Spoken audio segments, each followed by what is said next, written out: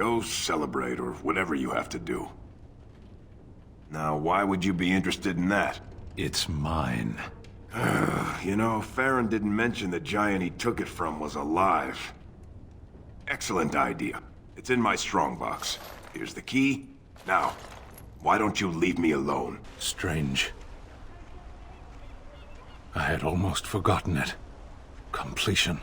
Are you sure you are a Grey Warden? I think you must be an Ashkari to find a single lost blade in a country at war. I would thank you for this, if I knew how. And I could deliver a much more satisfying answer to the Arishok's question if the Blight were ended, don't you agree? I am one of the Beresad. I have never abandoned the field with a battle unmet. Indeed, it isn't every Grey Warden who has his own Beresad. I will see you reach the Archdemon. Lead the way.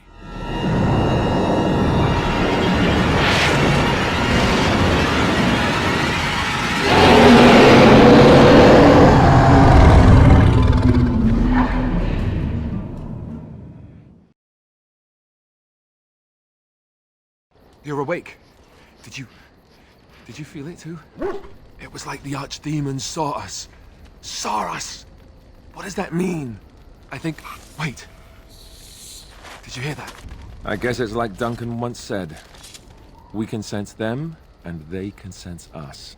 We'd best be more careful from now on. This camp isn't safe any longer. I have been studying Mother's grimoire. Do you wish to hear what I have found? 'Tis not what I expected. I had hoped for a collection of her spells, a map of the power that she commands. But this is not it. Disturbed? Yes, perhaps that is the right word.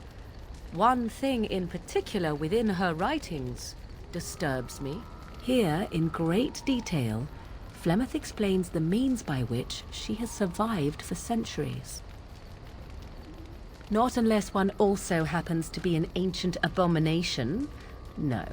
Flemeth has raised many daughters over her long lifetime. There are stories of these many witches of the wilds throughout chastened legend, yet I have never seen a one, and always wondered why not. And now I know. They are all Flemeth. When her body becomes old and wizened, she raises a daughter, and when the time is right, she takes her daughter's body for her own. Indeed, that is primarily what this tome details, the various daughters that Flemeth has acquired, their preparation and training. I recognize all of it. I am to be her next host. This is my purpose. Once, Flemeth was a mage. This was before the time of the Circle of Magi, but she wielded magical power of the same sort that all the ancient shamans did. 'Twas no different. She summoned a demon and made it part of her, and became an abomination, one that has thrived. Whether Flemeth has always been the demon, or mastered it, or they are one, I truly do not know. No matter what she is, her body still ages and will not sustain her forever, so she must find new bodies.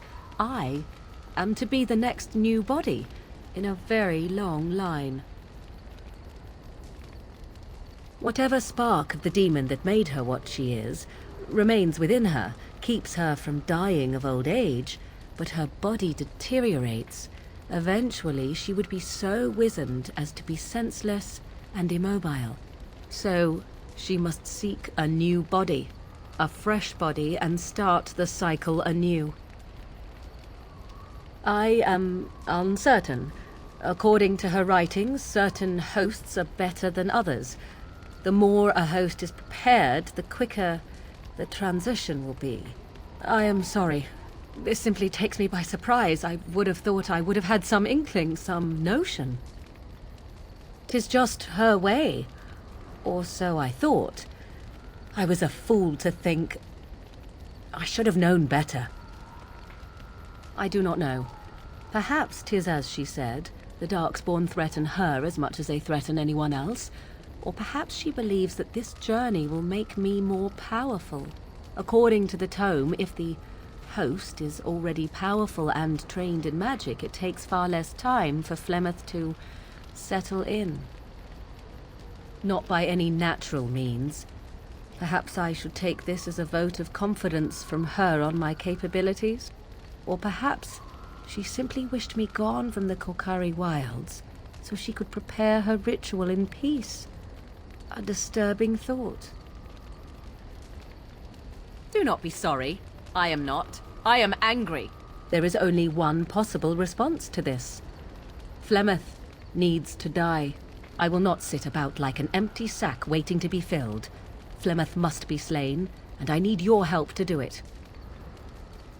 It may seem so. If you think of Flemeth as a mother, think of her instead as an ancient abomination that intends to use her own flesh and blood to extend her life beyond all natural limits. She did not wish anyone to get a hold of this information, least of all me. Now I have. If I do not act on what I know, then more the fool am I. Then what needs to be done is for you to go back to Flemeth's hut in the Korkari wilds without me. If I am present when she is slain, I cannot be certain that she will not be able to possess my body right then, so I must remain at the camp, confront her, and slay her quickly.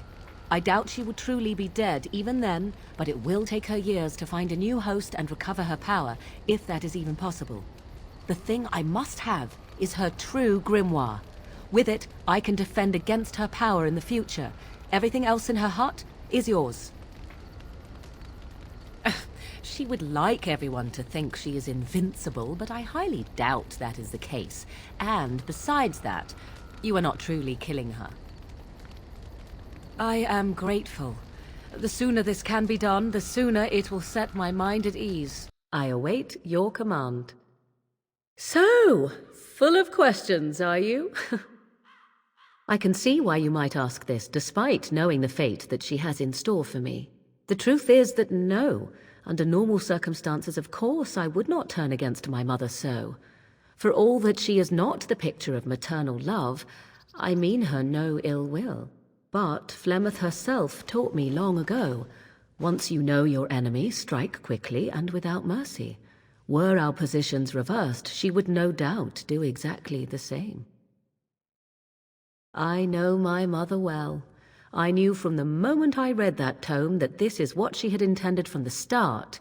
Old questions were suddenly answered. You can have doubt if you wish. I have none. Possibly. Stopping her before she can steal my body is the most direct way. Even you must agree. I do not know how much time I might have to find an alternative. Do you have a suggestion? From whom? Shall I go to the Circle of Magi, or the Mighty Templars, tell them of Flemeth and hope they surprise her in her hut and slay her quickly? Surely they would be pleased to help an unfortunate apostate such as myself, and would send me on my way once they finished their grim task. No, no one could and would help without my exchanging one danger for another. And neither do I. Make no mistake, without your help, I would be forced to desperate measures. I would need to flee at the very least to find something, but thankfully, I do not need to.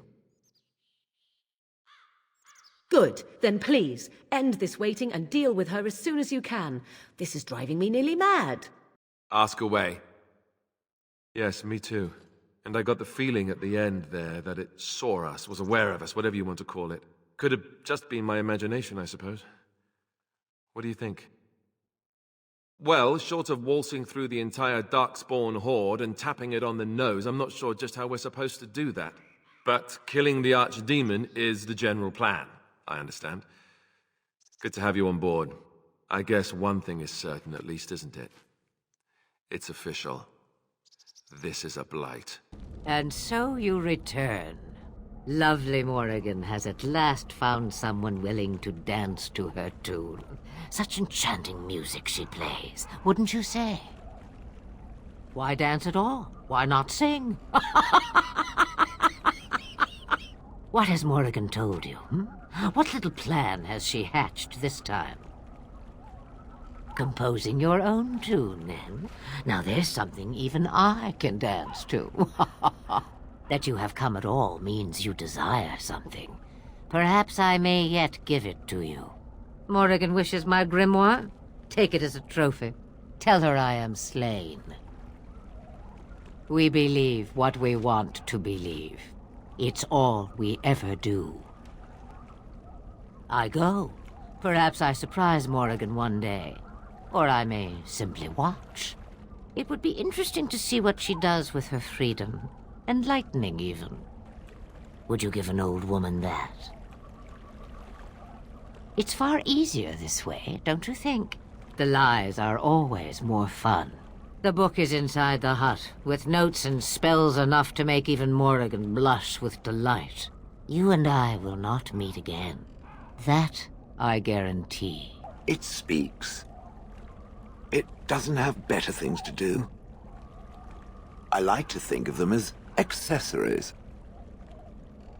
I suspect that it is an art that was practiced when golems were more, commonplace. My former master collected whatever lore he could find on the subject. He searched far and wide to collect what crystals he could and then added them. It is not an unpleasant sensation. As I understand it, the crystals allow me to alter the flow of magic around me. Wilhelm had hoped to turn me into a battery of mana, something he could tap at will. Not really, although now that I think of it, these attempts may be what caused my disruption. Some of the crystals increase the presence of mana, some absorb or reflect spells. There are various kinds. All I can promise is that should it ever find one of these crystals, I can likely tell it the function and what it would do if added to me.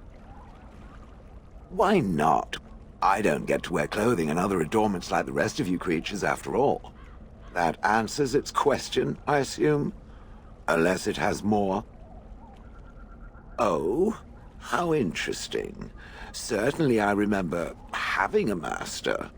My memories of what happened to him are vague. Clever and true. Oh, very well. Let me see what I can recall. My former master enjoyed experimenting upon me. I remember that much. There was tinkering with spells, and then the crystals. He was very eager to alter my function, I think. Flattery, and obvious flattery, too. I feel warm and fuzzy inside. He possessed my control rod, and back then, it would have prevented me from doing anything he did not command me to, no matter how I might have wished to. So what happened? I am unsure. He was experimenting, and then nothing. And then he was gone. I was standing where I was, in the village, and I could no longer move. The villagers came, poked and prodded me in fear, and then realized they could neither move me nor destroy me, so they simply left me. And in time I forgot I hadn't stood there all along. In fact, at first I found it more of a relief. For so many years I'd had to leap to that little toadstool's every command. Get this, pick up that, put it down, pick it up again. The gall! At first I'd hoped he'd simply decided to leave me there paralyzed, an acceptable trade-off. After years passed, I simply stopped caring. I think I was ready to move on. Another few years and the moss would have covered my face, and then where would I have been? Whatever the mage did seemed to render the control rod useless, for which I should be thankful, yes? And provided it doesn't decide to copy his experiments, not that I would allow it, it is nothing to fear from me. Much. So I have come to realize, if that was not the case, I would have gone elsewhere by now. Doesn't knowing that make it feel good? Let us get back to the walking and the fighting. My stone is beginning to itch again.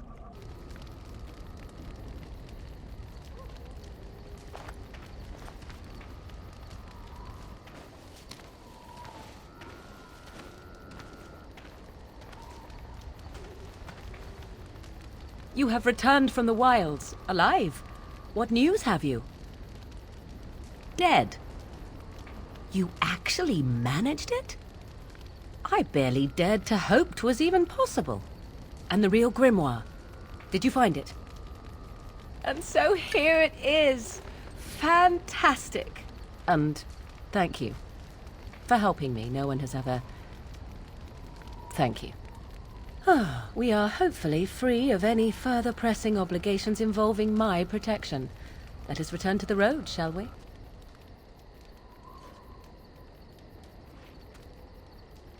Yes, it is good to have my sword at my side again. I call her Asala, the soul, my soul. She is forged from rare blue steel and has served me faithfully for many years. Yes, you understand what it is like to have a weapon that is part of you. Few others do. If there's anything I can do for you, please, please tell me.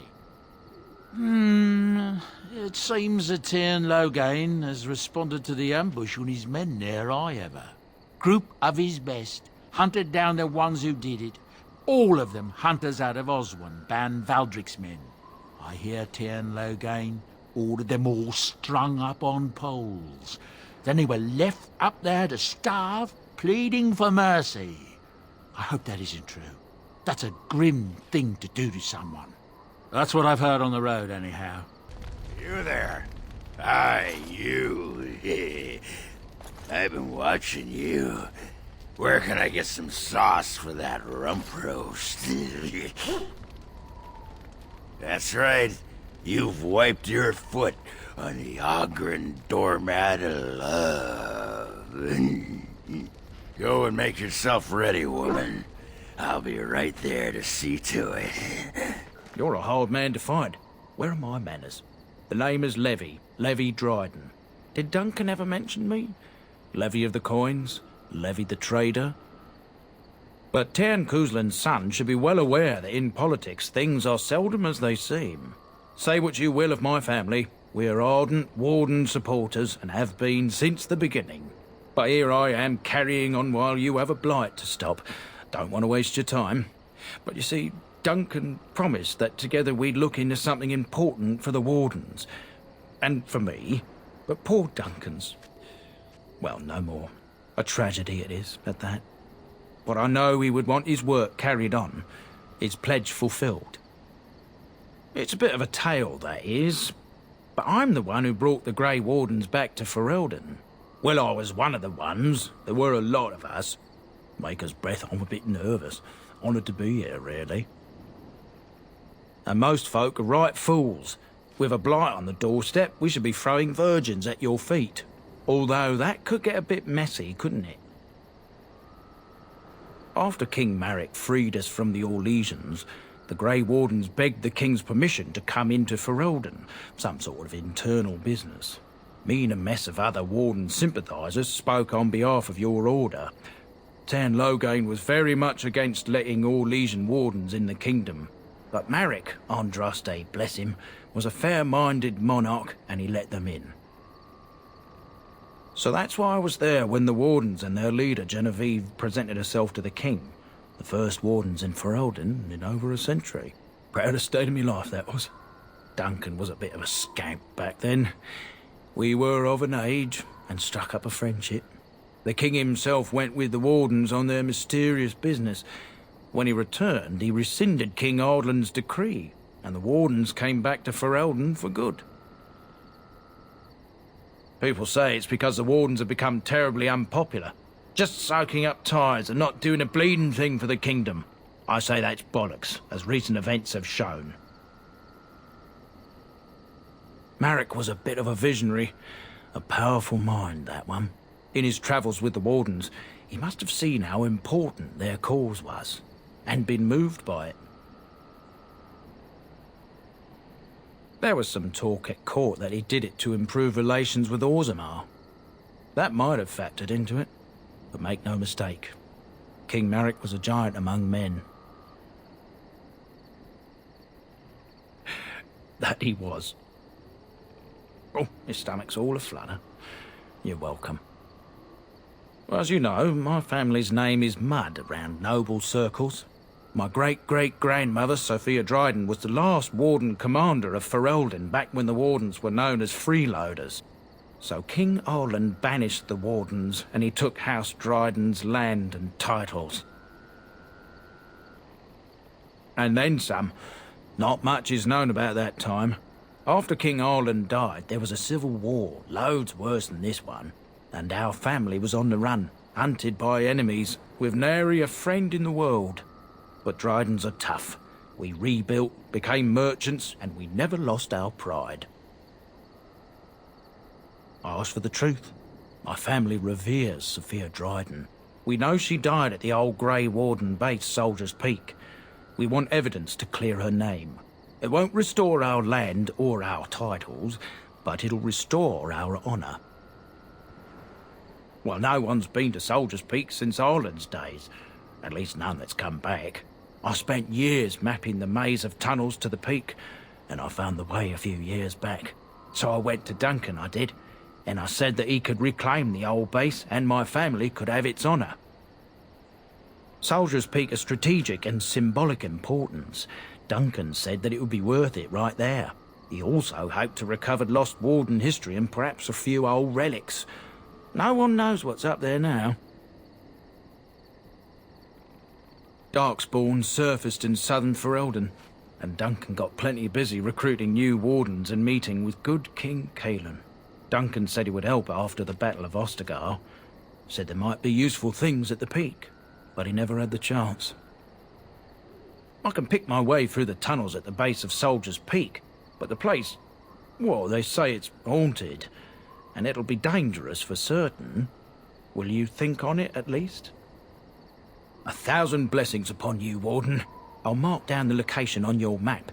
When you arrive, we'll pick our way through the tunnels together. And here we are, Soldier's Peak. Maker's breath. Look at the size of her. What a fortress. I told you the map would get us through the tunnels. You wouldn't believe me if I told you. It came to me in my dreams. When I was a lad, I tried going through the tunnel by myself. Got horribly lost. But every now and again since, I've dreamt of it. I didn't want you to think I was some moon-addled simpleton. I've my wits about me. But enough of that. I'll follow you from a distance. This place has the stench of death. I expect there's trouble up ahead.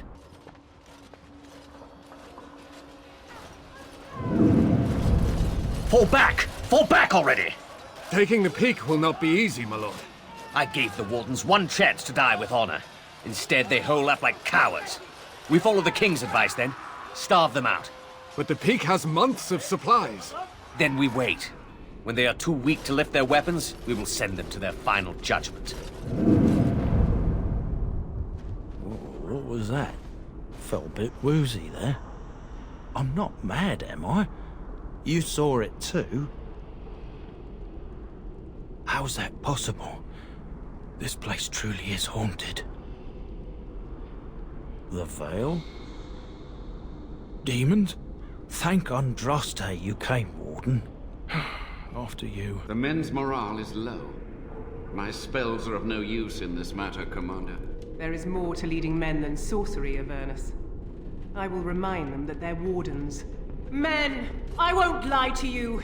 The situation is grim. Our forces outnumbered, our bellies empty, and our hearts are sagging. But we are wardens! Darkspawn flee when they hear our horns.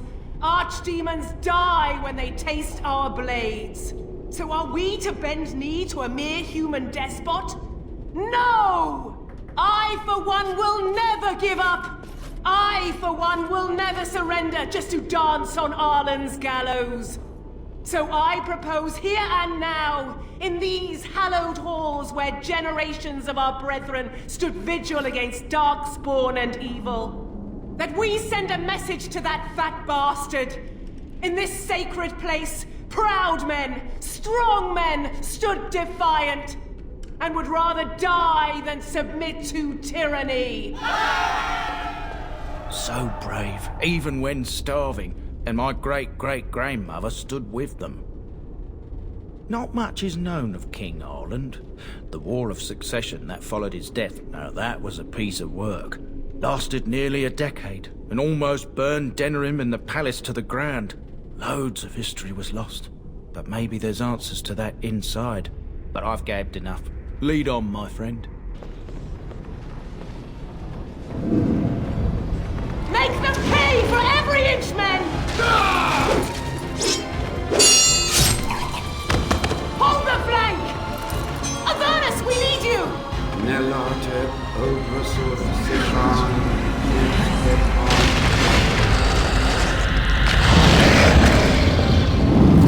Andraste's blood!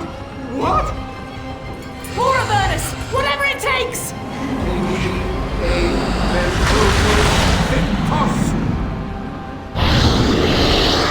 Press them! Press them now!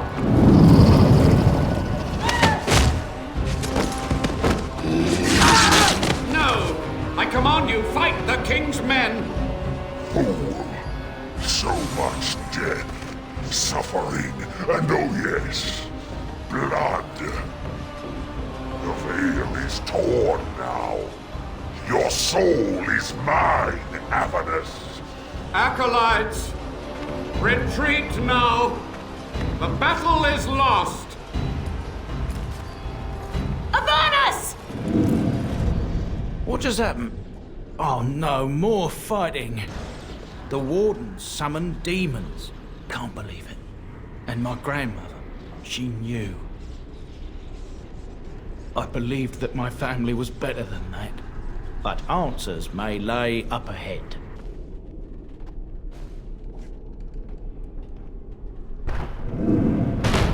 The door won't hold, Archivist. Almost done. The truth must be told. What does it matter? We're dead. Our grand rebellion so close. And to die here, a stillbirth. We never should have done it. Wardens aren't supposed to oppose kings and princes. Should we stand idly by? Another one. Rebellion?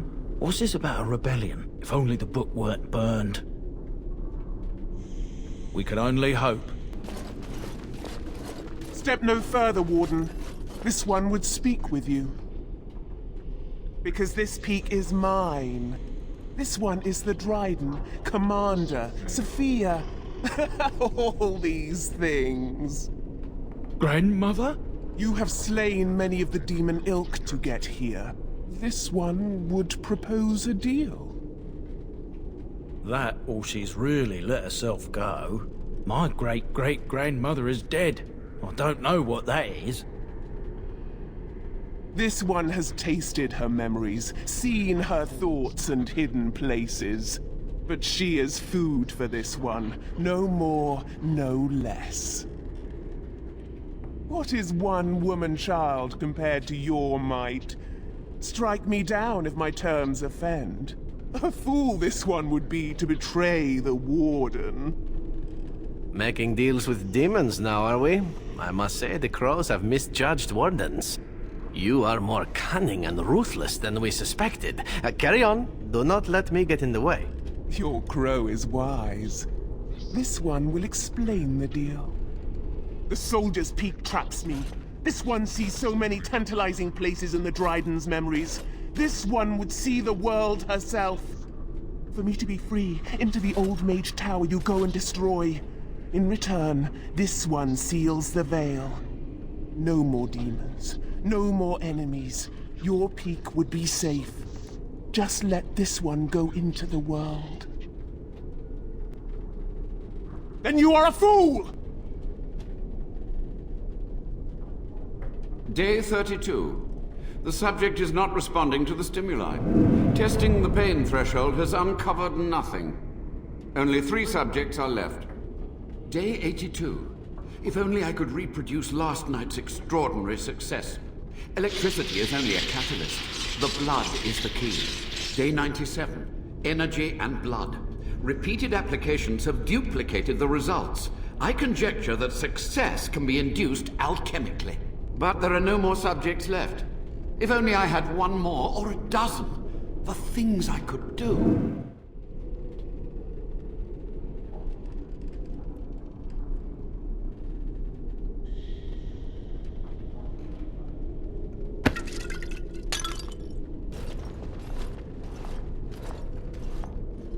I hear you. Don't disrupt my concentration.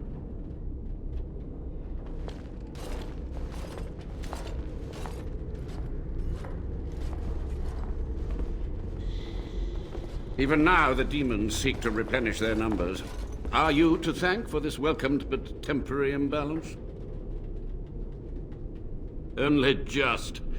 I have only a short time left. Why are you here? What is your intent? And here, I thought you would rescue me. There is a precise mystical balance here. My every breath is dedicated to keeping the tear in the veil from ripping wider. And you would kill me now? Your narrow-minded actions would ensure that this place teems with their kind. They were necessary. Any tool, any iota of information that could defeat the fell demons was justified. As a warden, you should know that. Necessary. Having to relieve yourself after an 8-hour ride is necessary. But there's no excuse for summoning demons. Charming. A combination of my research and blood magic. But even without that, who else would brave Soldier's Peak? To what questions, I wonder? Ask.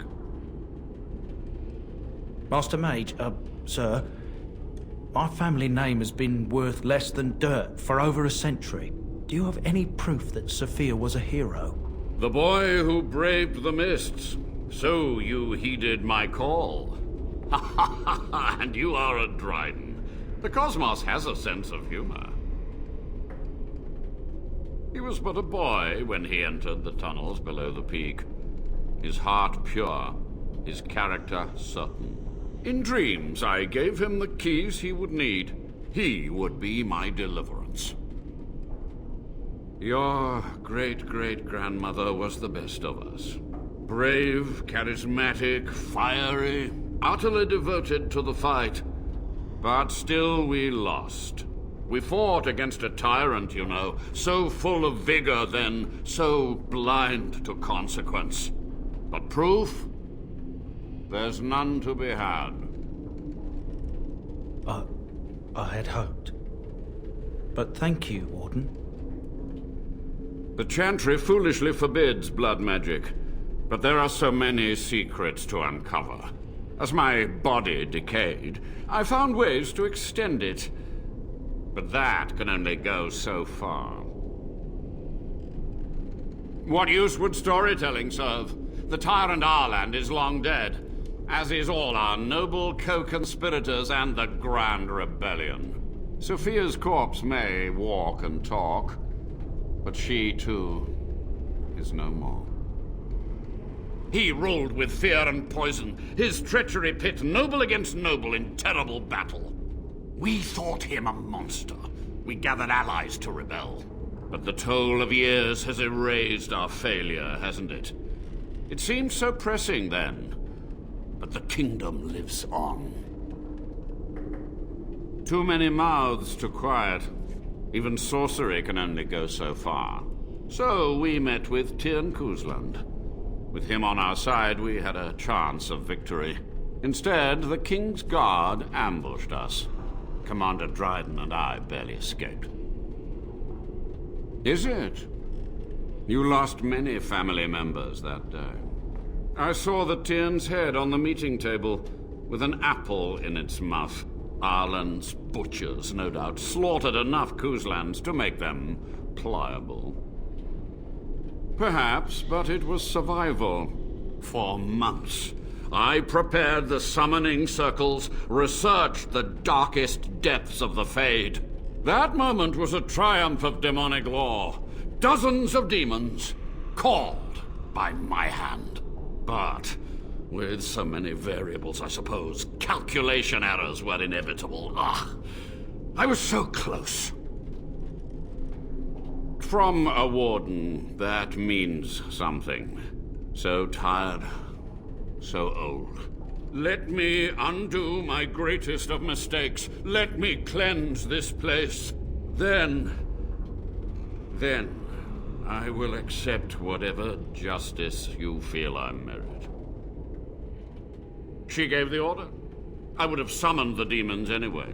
Only under Wardens can true magical research continue. A chance to rediscover the secrets of ancient Tevinter. Chantry lies told to subjugate the mages, to keep them docile. And how do you know they are right? Their faith would have you swallow a great deal for small comfort. Yes? To stop the demonic tide, to correct the miscalculations of the past. Blood magic comes from demons. They could counter every bit of law I knew. But the darkspawn taint, that is alien to them. And it has power. The Wardens use it merely to sense darkspawn. A triviality. My research has discovered so much more. Hinted at even greater heights. This knowledge could not only save Soldier's Peak, with it the Wardens could grow even more powerful. It was necessary. It was vital. The few meager years of life they would have spent trapped in this tower were nothing compared to the greater goal. I gave their death meaning. So be it. My only request, if justice or vengeance drive you, stay your hand until the demons are dealt with.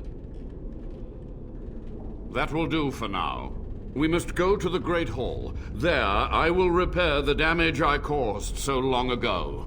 There will be peril. The demons will fight us every step of the way. Come. We must act quickly. The demons are clawing on the gates. The veil must be closed. I will unravel the summoning circles I drew so long ago.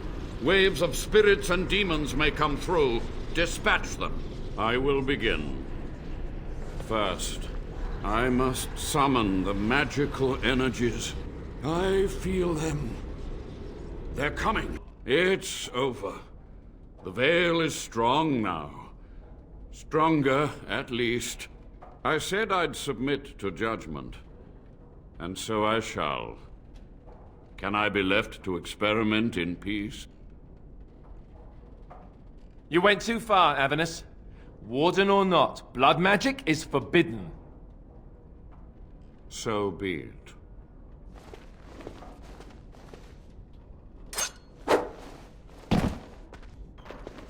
You've done it, Warden. Soldier's Peak is safe again. A good thing you took care of that Avernus.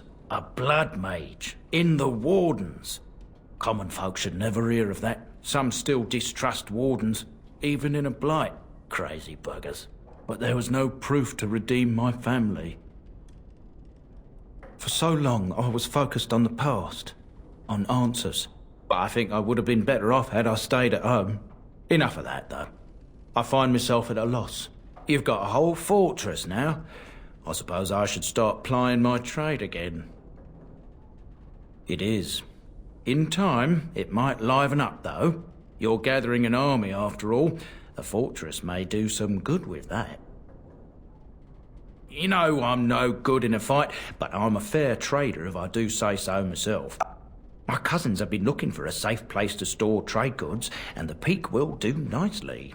Whatever the Drydens have to offer are yours, for a sizable discount. Looks like we're done here. A demonic invasion thwarted, a Warden base safely rescued. We do good work. That smell. This is uneven leather, isn't it? I would know that anywhere. I don't know how you found it, but thank you. But I'm not finished admiring them yet. Can you smell that? Like rotting flesh. Just like back in Antiva City. Now, if only you could find me a prostitute or two. A bowl of fish chowder and a corrupt politician. I'd really feel like I was home. And they fit as well. Marvelous. 'Tis a curious thing. I do not know how else to describe it. That would be rather unlikely, would it not? I am reminded of our first meeting in the wilds. I had been in animal form for some time, watching your progress. I knew immediately that you were far more formidable than the other men you traveled with. I found you intriguing. Yet I resented it when Flemeth assigned me to travel with you. I assumed that, at best, you would drive me from your company as soon as we left the Wilds. I am aware that I have little talent for forming friendships, to put it lightly. 'Tis something I know nothing of, nor ever thought I needed. Yet when I discovered Flemeth's plans, you did not abandon me. Whatever your reasons, you fought what must have been a terrible battle without hope of real reward. And that is what I do not understand. I have been with men physically, those who lusted after me and even professed love, but friendship with a man? I did not know it was even possible. Tell me, could there ever be anything more between you and I? Have you ever considered it? Which these are not. I understand. Still, 'tis good to think that we are friends.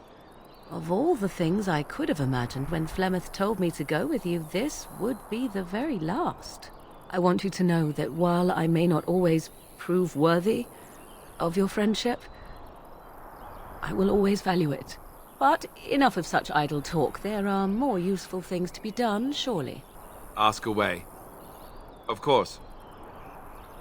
You mean other than becoming a Grey Warden?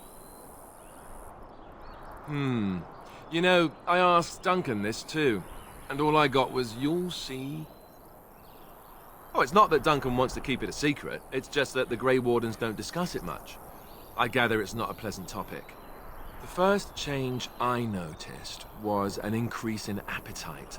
I used to get up in the middle of the night and raid the castle larder. I thought I was starving. I'd slurp down every dinner like it was my last, my face all covered in gravy. When I'd look up, the other Grey Wardens would stare, then laugh themselves to tears. Really? I saw you eating dinner the other day. Savage. Fine, I take it back. But if you keep shoveling down our rations like that, the entire party is going to starve. Oh, and then there were the nightmares. Duncan said it was part of how we sense the Darkspawn. We tap into their, well, I don't know what you call it, their group mind. And when we sleep, it's even worse. You learn to block it out after a while, but at first it's hard. It's supposed to be worse for those who join during a blight. How is it for you? Some people never have much trouble, but that's rare. Others have trouble sleeping their entire life. They're just more sensitive, I suppose. Everyone ends up the same, though. Once you reach a certain age, the real nightmares come. That's how a Grey Warden knows his time has come. Oh, that's right. We never had time to tell you that part, did we? Well, in addition to all the other wonderful things about being a Grey Warden, you don't need to worry about dying from old age. You've got 30 years to live, give or take. The taint. It's a death sentence. Ultimately, your body won't be able to take it. When the time comes, most Grey Wardens go to Orzammar and die in battle rather than waiting. It's tradition. You'll always find Darkspawn down where the dwarves are. The oldest Grey Wardens head to the deep roads for one last glorious battle. Not that there's a shortage of Darkspawn during a blight, but that's the tradition. The dwarves respect us for it. And you wondered why we kept the joining a secret from the new recruits.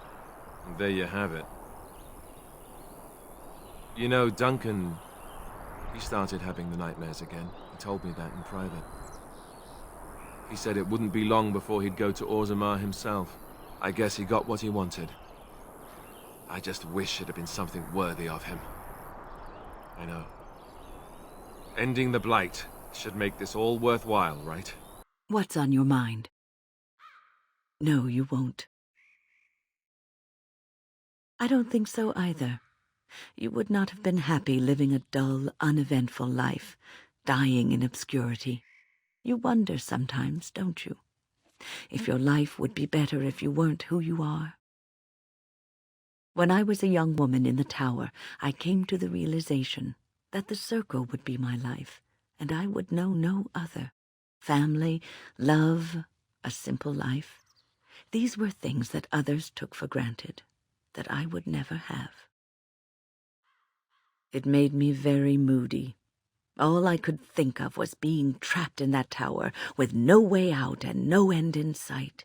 I started hating my life and myself, and one night I found myself in the tower's chapel. I was seeking refuge, maybe answers. Well, I was dreadfully morose, surly. Anyway, where was I? Ah, yes, the chapel. I must have looked tearful or made some noise, because the revered mother came out and decided to speak to me. And because I had no one else to talk to, I talked to her. I must have said many silly things, but she told me that the Maker puts us all on our paths for a reason, and fighting our intended course is what causes so much anguish. I thought the old biddy was full of rubbish. I was 15, maybe 16, and I knew everything. So I left, but I always found my way back to that chapel, and as the years passed, I began to see the truth of her words. We were supposed to be polar opposites, mage and priest, but we weren't. There was much about us that was the same. The revered mother had lived in the chantry all her life, as I had been in the tower for all of mine. She taught me that you can find your family in the people around you, that you can love your work and find fulfillment in duty, and there is joy even in self-sacrifice. If you put others before yourself, then their well-being is yours, and their happiness is your happiness. It isn't healthy to throw yourself at a pack of darkspawn either in order to save the world, so I'd say you're in no position to judge. You can scream and cry and be angry about life as a Grey Warden, or you can accept it and allow yourself to see the good in it. This is your choice. Ah, I see it found some of the crystals that I told it about. Well done. So, what does it think? They don't make me look any wider, do they? I find I'm already too wide as it is. It must be the vertical pattern it put them in. Did it know to do that? It must have. I think it should find some more as soon as possible. I want to glitter from ear to ear, so to speak. I have been mistaken. Enjoy this while it lasts. It won't happen again. You are a soldier worthy to stand among the Beresad. I did not think so when we first met. I know. You missed your destiny, but it is not an entirely bad thing.